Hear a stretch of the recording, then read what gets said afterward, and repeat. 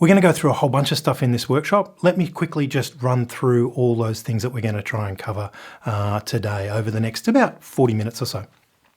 So, first thing is, why mushroom gardens are such a great idea. Then we're going to go into what edible mushrooms you can actually grow in your garden. So we're not talking about growing them in a mushroom fruiting chamber inside or in some climate controlled environment.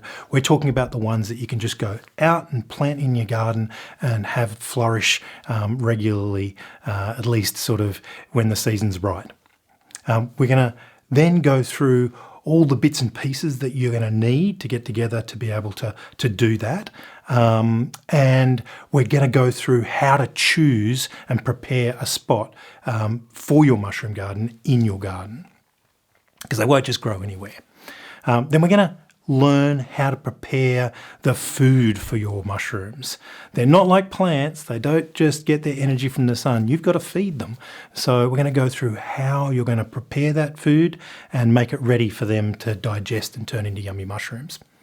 Then we're going to talk about four different ways that you can get your garden started, 4 ways that you can inoculate the food that you've made for them. Then we're going to talk about how you're going to take care of your mushroom garden, how you're going to look after it while it grows before it fruits, and then how to harvest your mushrooms. Then we're going to even talk about how you can keep your mushroom garden happy and healthy and refresh it so that it continues to give you a yield of awesome mushrooms for years to come. Finally, we're going to look at what resources that you can look at next to learn a little bit more. First, why are mushroom gardens such a great idea? Well, firstly, mushrooms. You can harvest a huge amount of mushrooms, beautiful, fresh, organic, hyper-local mushrooms from mushroom gardens. They're a little bit variable, like they don't continually produce, and they don't produce on demand, but when you get everything just right, they can produce more mushrooms than you can ever eat. You're going to have to share them with your friends, and you're going to have to share them with your community. So that's the first reason. The second reason is they don't cost very much. You need almost no equipment at all to grow a mushroom garden. We'll go through the things that you do need, but it's nothing compared to the more conventional controlled methods of growing. Thirdly, it gets you out in the garden. This is so much nicer than working indoors. It gets you in tune with the seasons and connects you with the soil life that's happening in your garden. So they're the main reasons why I really like them. There's no expensive, complicated equipment. There's no electronics or electricity involved at all. There's no high temperature pasteurization, and there's no disposable plastic. It just uses waste materials that you can usually gather pretty easily.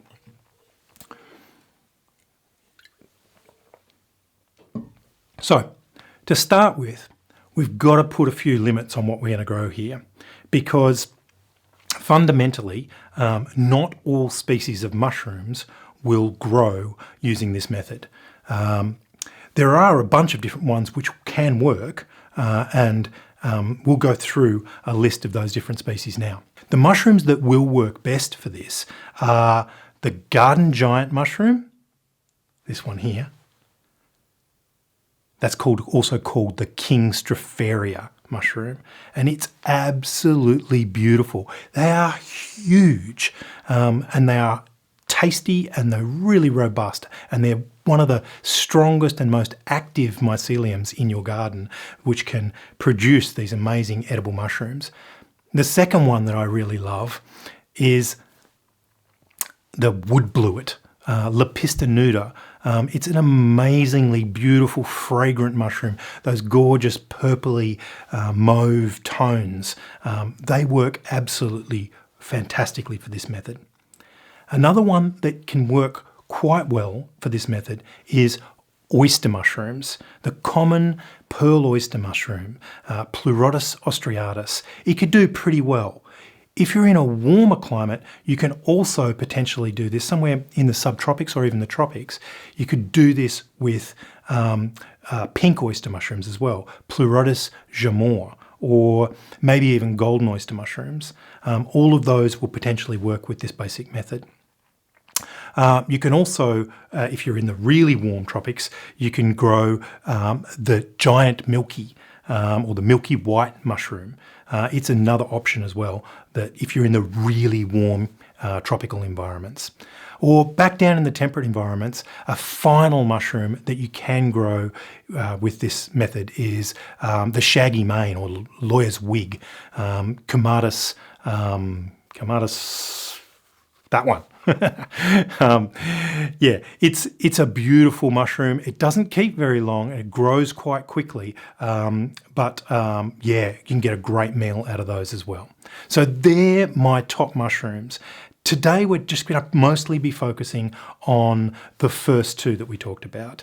The king Stropharia, or Stropharia rugosa annulata, the garden giant mushroom, and the wood bluet, the Lepista nuda. Those two are my favourite to grow in my garden and our garden at home. And each year we get big crops of those just appearing seasonally without us having to do very much work at all. So they're the mushrooms that you're going to try. Now, one of the first things that you're going to need to do to be able to grow a mushroom garden like this is be able to get some starter culture, if you like, some of the fungus, the mycelium of the fungus that we're trying to grow. So that can be easy for some things. It's like oyster mushrooms are pretty easy to get. You can literally grow them from oyster mushrooms that you buy from a supermarket or from your local farmer's market. Some of the other ones are a little harder to get, and it can depend on you reaching out into your community and finding other people who are already growing them. You can also buy spawn. You can buy grain spawn, or cardboard spawn, or dowel spawn. So in each of those situations, we're talking about the material that the mycelium is growing in. Grain, cardboard, sawdust, dowels. Not cardboard spawn, you can't usually buy that, sorry. Grain spawn, sawdust spawn, or dowel spawn, little wooden dowels. So you can buy them commercially if you can't get them any other way. If you can, for this method that we're going to talk about, I would recommend using sawdust spawn if you can buy that commercially to get started. I know in Australia there's great suppliers which we'll include some links to in the notes that you'll get at the end of the course. At the end of the workshop, we'll email you out a whole big list of resources, including links to suppliers and links to articles on Milkwood, on how to grow mushrooms in the garden, and some other stuff as well. So look out for your email for that. It'll come in the next day or two. To start with, you're going to need some food or some substrate for your mushroom garden. Now, most of the species that I talked about previously are going to prefer either some mix of wood chips or compost. So if you're already making homegrown compost, you can definitely grow, and you're in the right climate, you can definitely grow Lepista nuda, the wood bluet, or the shaggy mane mushrooms. They'll grow fantastically on compost buried in the garden. The king Stropharia, and the oyster mushrooms, will grow better on a combination of either straight wood chips or wood chips and straw. Now, to get a really big, happy, healthy garden, you're going to need quite a quantity of that material. So I would recommend at least a couple of wheelbarrows of wood chips or wood chips and straw. So as for the wood chips, what we want are hardwood wood chips. So that means wood that isn't from a conifer. Conifers, pines, spruces, those kind of trees, the things that have cones, those trees, the wood from those is harder for most fungi to digest. We want all the other species of trees. Trees like eucalypts, trees like willow trees, or poplar trees, or even fruit trees can work. Practically anything that has a flower will work. But we want woody material. We don't want their leaves. We don't want the green material. We don't want a whole tree that's been put through a chipper. We want the wood. That's what King Stropharia particularly will really like to break down, and oyster mushrooms will really like to break down, the wood of a hardwood tree. So you might be able to get that from your local council. You might be able to get it from a local arborist. You could get it from your local landscape supply stuff. Preferably, we want, obviously, as organic as possible when we're getting that wood chip. Now, for the straw, which you can use, you can either use a straight wood chip, or you can use straight straw, or a mix of the two. You want, again, organic straw if you can get it. It could be organic wheat straw, it could be organic barley straw, it can even work on rice straw. Now, straw is the plant that's left over after grain is harvested off the top. So it has less nutritional value than hay, for example. We want straw. If we use hay, it might get contaminated. It's just too nutrient rich. So you've got a couple of wheelbarrows worth of wood chip and or straw. Okay. Now, you need to do some pre-treatment for that. We'll talk a bit more about that in a while. But to do that, you're going to need to have some kind of large container. We're going to do that pre-treatment through soaking in fresh, clean water. It's pretty easy, actually. So I would recommend either a big 44-gallon drum or a big blue plastic drum. That works great. Or what we've got is this beautiful big black tub. We got that secondhand from a tip shop. It was salvaged, and it actually already had some holes drilled in the bottom of it. And those holes allow us to drain water out of it really easily. We can block the holes and fill it up with water, and then we can open those pipes and let the water flow out. Now that's important because we need to be able to not only soak our substrate, our wood chip or our straw, but we also need to be able to drain it really well. So if you're starting with a barrel of some kind, you might need to drill a hole in the bottom of it and put a plug or connect a hose to the bottom of that so that you can drain it quite easily. But you can work that out. That's not that hard. You're also going to need some kind of mesh for the top of your container and some weights to hold the mesh down. Otherwise, as you fill your container, after you've filled it with wood chips and you then fill it with water, those wood chips will just float out the top. So you need to get some mesh to go over the top of the container and some bricks or some rocks or some barbells or whatever to hold down the wood chips so they don't overflow over the top of the container. So that's the next thing that you need. You'll obviously also need a supply of fresh, clean water. Rainwater would be perfect, but town water will work just fine for that. And we've used that plenty of times. The next thing you're going to need is you're going to need that actual mushroom material. The mycelium is what we're trying to get hold of. And that mycelium is going to come in a bunch of different forms. My absolute favourite is to find somebody who's already growing these mushrooms and in season go and collect the mushrooms. Make sure you've got an absolute proper ID. You're not going to find many of these growing wild in and around Australia. You might if you're lucky, but you've got to know that it's the right species. You don't want to be growing a species that you don't recognise or you're not exactly sure what it is. Although there are way less species of poisonous fungi than there are species of poisonous plants, it is something that you need to watch out for. We never eat a mushroom that we haven't got an absolute positive ID for.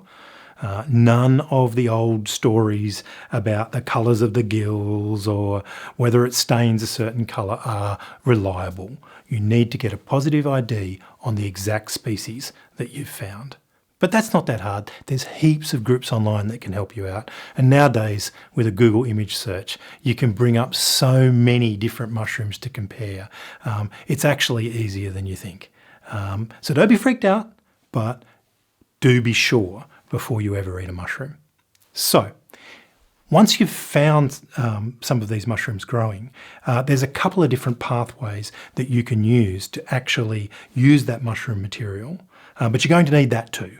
So add that to your list of things to cross off. Right, the next thing you're going to need is a place in your garden. You need to find a place which is going to really nurture your mycelium as it grows, so that it's super strong and healthy as it digests that food that we've prepared for it. It needs to get super strong and healthy and be protected so that when the time's right, when the temperature's right, when the humidity's right, when everything coincides just perfectly, they can fruit and flourish and you can get big, happy, healthy mushrooms. So what kind of spot are you looking for? Well, you want somewhere that's not too windy and not in 100% direct sunlight. We don't want a very exposed site.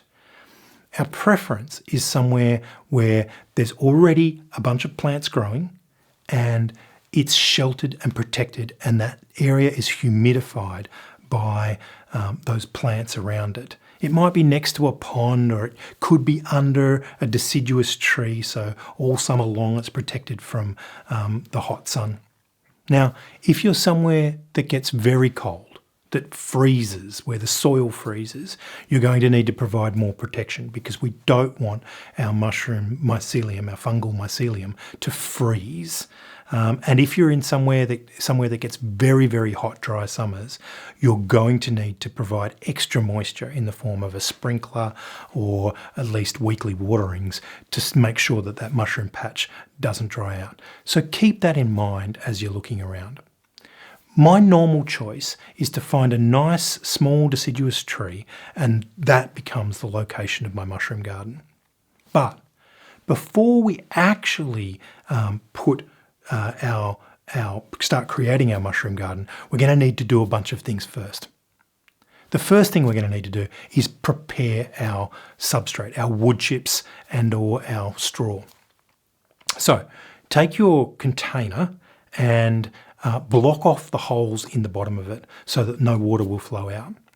Then fill it almost to the top, maybe leave a very small gap at the top and cover it with the mesh and the weights so it can't float out.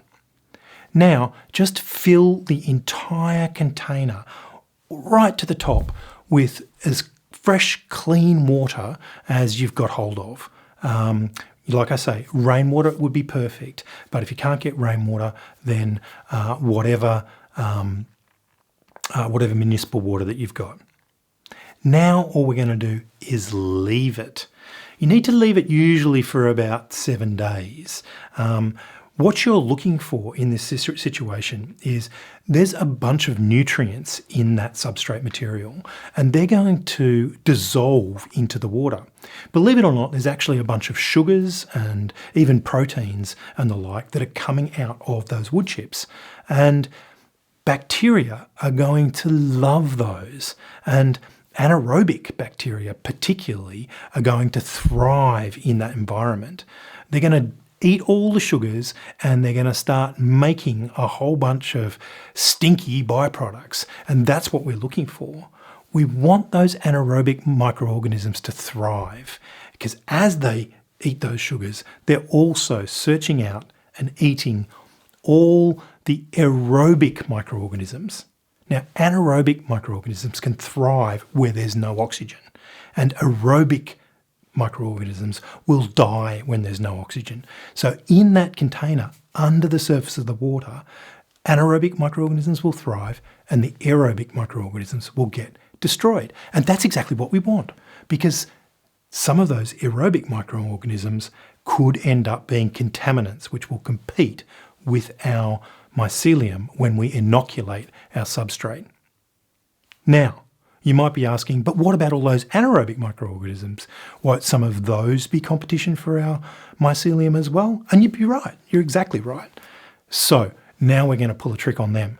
We're going to, after 7 days, once it's got really stinky and gross, if it hasn't got stinky and gross, you can actually add maybe some molasses or some brown sugar or something to kind of get it really going, something sweet to get it really going, if it didn't, but most of the time it will.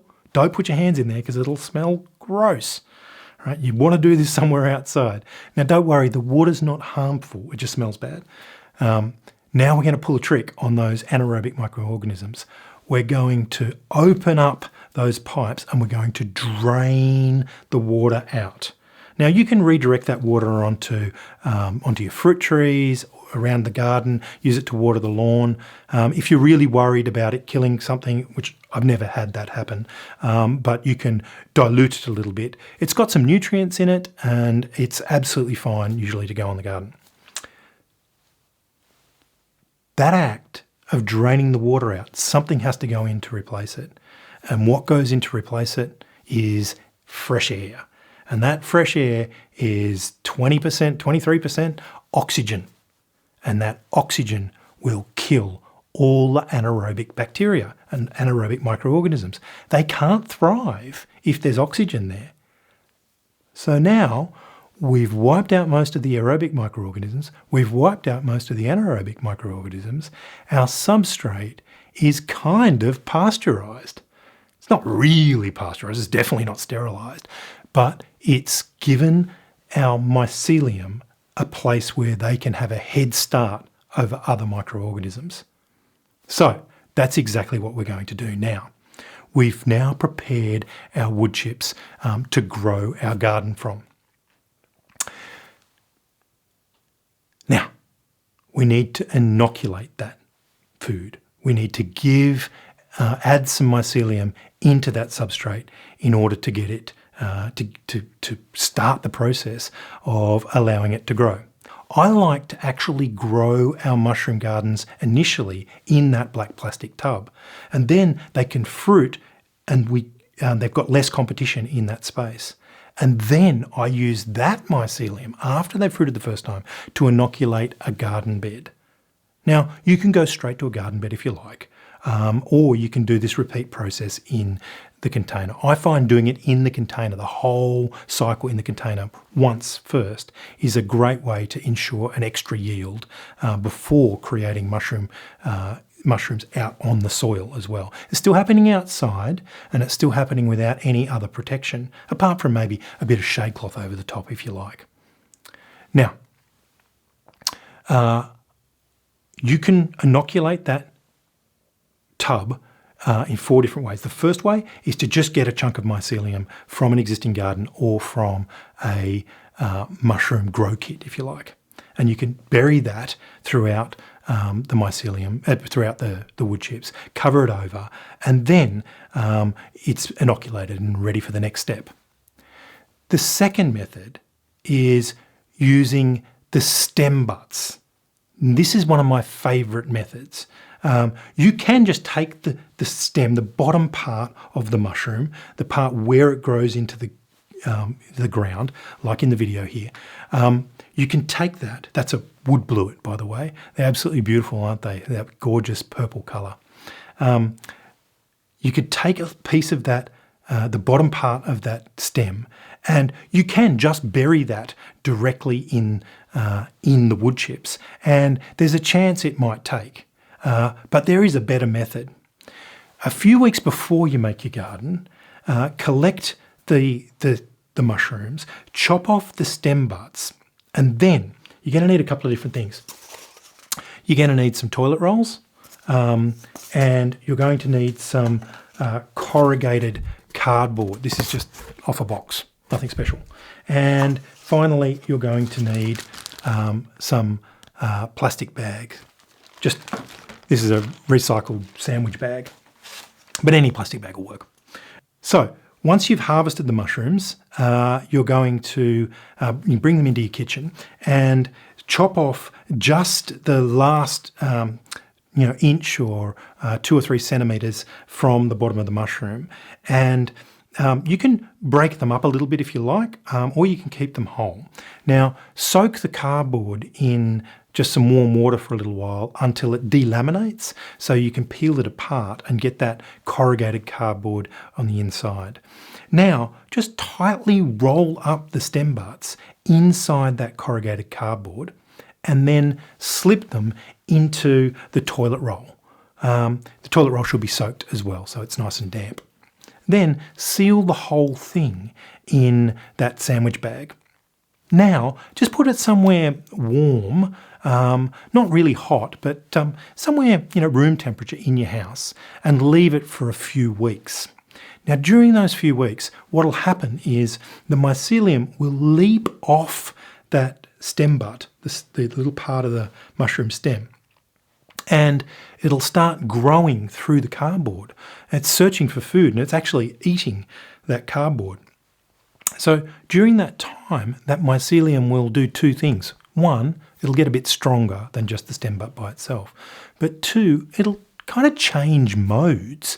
It'll go into this exploring mode where it's trying to run through the substrate that it's growing in, trying to look for the boundaries of its new world. So it'll run out in these beautiful tendrils through all the substrate that it's buried in, trying to find the limits. And then once it's found those limits and it's met too much competition, it'll build a barrier and try to hold on to that ground, and then will start to digest all that wood chip and straw, if you like. So it's in the right mode when it's growing in that little plastic bag. It sort of gets it ready. Then when you make your mushroom tub, your tub full of processed wood chips and straw, and you inoculate it with the cardboard. Take it out of the plastic bag. You could break it up again if you like, but generally speaking, I most of the time leave it pretty much whole, and I'll often have 3 or 4 of these cardboard spawn tubes that I'll bury throughout the tub. Now, that's the third method. The first method was digging up some mycelium. The second method was just burying a stem butt directly. The third method is making cardboard spawn from the stem butts. And finally, the fourth method is using some commercial spawn. Now, commercial spawn is quite expensive. It'll cost you about $30 to $50 Australian for a bag of King Stropharia spawn. Now, I think that that's worth trying, especially for your first time. And if you haven't got a friend who's got a mushroom garden, so we'll provide some links to a good supplier of King Stropharia spawn in the show notes that you'll get emailed. So, if you do buy that commercial cardboard, commercial sawdust spawn, or even grain spawn, you're just going to bury that in chunks in the wood chip. Then cover the whole thing back over. You might want to put that mesh back on top, or you can choose not to. If you've got if you've got any issues with rats and you're using grain spawn, you will want to cover it with a rat-proof mesh, because otherwise the rats are going to dig in there and eat that grain spawn, because it's still yummy to them. If it's sawdust spawn, or if it's stem butts or cardboard spawn, then it'll be pretty well right, and you can just leave it uncovered. But it's not a bad idea to throw some shade cloth over the top to try to keep that environment nice and moist. Now, it'll be up to you to keep that moist for however long it takes for it to fruit. And it might fruit in as quick as 3 months if conditions are exactly right, or it might take a whole year before it fruits. So you want to make sure it never dries out completely, and you also want to make sure it never fills back up with water. So make sure that the drains are kept open so that any rain that falls on it can pass through. If it fills up with water for more than a few hours, that will kill your mycelium. Well, more than 12 to 24 hours, that will kill your mycelium and set you right back to the start. If it dries out completely, that will also kill your mycelium. So, you may want to set up a sprinkler nearby. You may want to make sure when you're watering your garden that you water your mushroom tub as well. Now, apart from that, that's all you really have to do. It's going to fruit at the right time of year for it. And for King Stropharia mushrooms, that's usually in the spring and sometimes in the autumn. They do actually quite like a quite warm environment. The substrate has to be over about 16 to 18 degrees Celsius for them to and stay consistently at that kind of temperature. So down here in southern Litruwita, sometimes they have trouble getting warm enough even in the summer, because we have quite a lot of cool diets, and the average temperature of that substrate can be quite low. Obviously, in other places in Australia, it gets a lot hotter than that, and you may run into the other problem that they kind of go a bit dormant while they're too hot. But sometime in the spring or the autumn, at least 3 months after you've inoculated them, if you're in Australia now and it's the middle of summer and you made your mushroom garden now, you may get your first flush of garden giant mushrooms this fall, this autumn.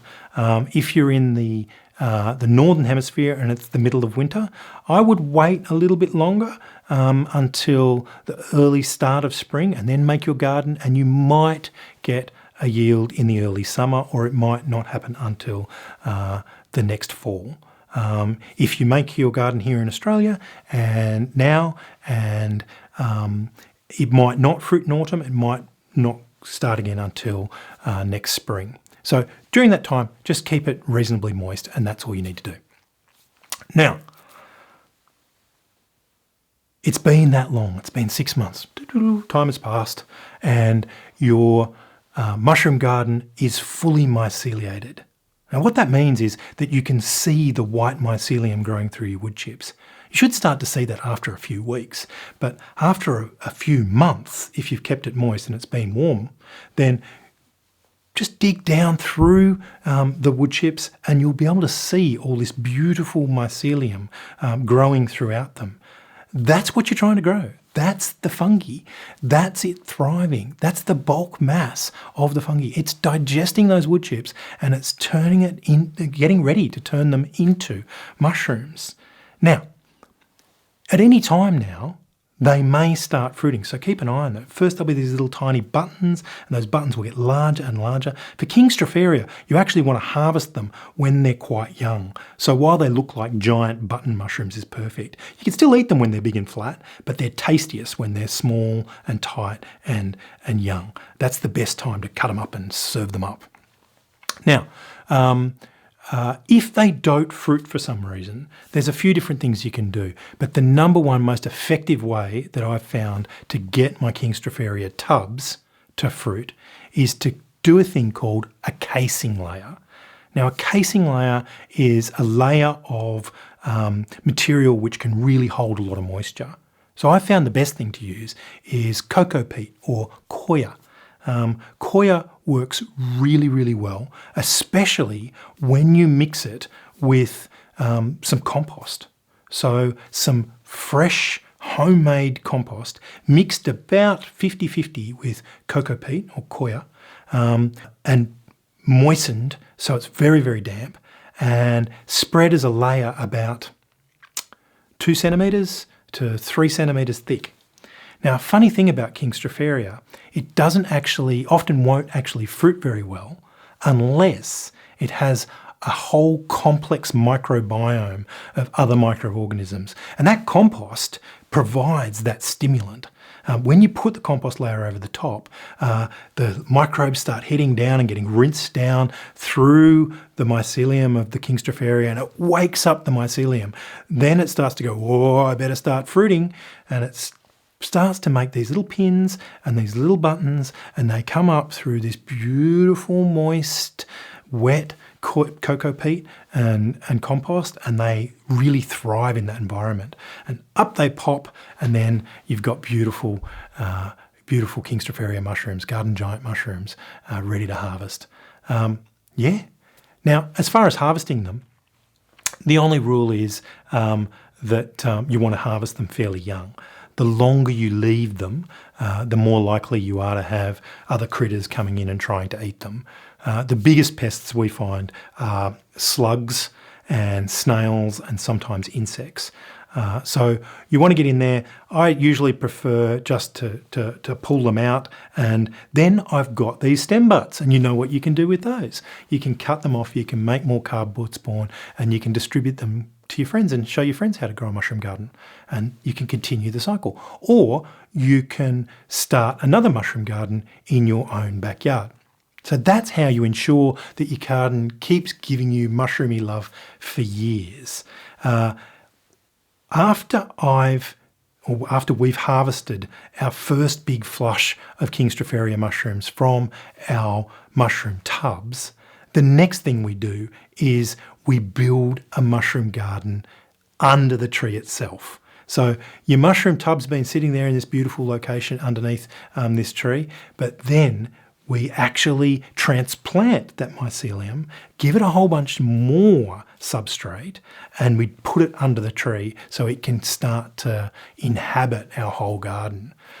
The way you do that is really easy. The same process as before. You're going to soak your wood chips, soak a new batch of wood chips, so that they've got enough water in them, and so preferably they're free of too much competition. Then, around the base of a tree, scalp off all the grass or pull out all the grass so that you've got bare ground. Now, soak some cardboard and cover that ground with the cardboard. This helps to just provide a little bit of barrier between the soil and the substrate. Then cover the cardboard with a nice thick layer. I'm talking, 300 mils, a 1 foot deep layer of soaked wood chip. And as you go, you can bury big chunks of the mycelium from your previous tub in those wood chips. Cover it all over with wood chips, and you've got another garden ready to go. And you can take those stem butts and the cardboard spawn that you've made from them to start a new tub, so that next season you can use that to inoculate another garden. And that process for us ensures that a couple of times a year we have these big flushes of Kingstropharia mushrooms to share with our friends and eat our fill and preserve and make jerky out of it, all kinds of different stuff. Now, if you're growing Lepistanuda, which is my other real favourite mushroom to grow in a similar method, this is the wood bluet mushroom, then pretty much you do the same thing as what you did for the garden giant. The only difference, I would say, with the wood bluet mushroom is it absolutely thrives in compost heaps. We actually get a really great harvest of them directly from compost heaps around our garden, because we grow so many of them and we eat so many of them that we've always got stem butts going into the compost, and those stem butts inoculate the compost. Now, they won't survive a really hot compost, so rather than put them into a hot composting system with all the other scraps, or to the chickens where they might get eaten, I take the stem butts and I bury them directly in old compost. And that's the super easy way to make a mushroom garden. Then, as you plant that compost around the garden underneath, new trees that you plant or in your veggie patch, you'd be surprised at how often we get wood bluets just popping up in random places in the garden. But the place where they grow the most is directly around the old compost heaps. And you saw in the videos me actually harvesting them from around a wire-surrounded compost heap there. So you can do exactly the same process as what we did for the garden giants. The only difference is that I would include a lot more compost in the process. Even just after you've after you've soaked the wood chips or straw or combination, mix in a whole bunch of fresh compost and then plant your cardboard spawn from your wood bluets in that mix. You probably don't want to soak the compost, because if you soak the compost, then it'll block all the holes on the way out. It won't drain freely. So you can just add the compost later.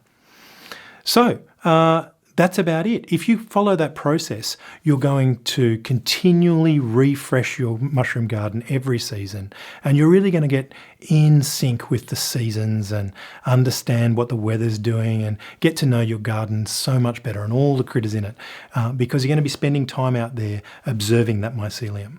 All throughout the process, always feel free to dig around in those wood chips and look and watch that mycelium grow. And you'll be able to tell whether that particular patch is healthy or whether it fails, which is going to happen sometimes. This is not a 100% guaranteed process. Sometimes it really works and sometimes it doesn't.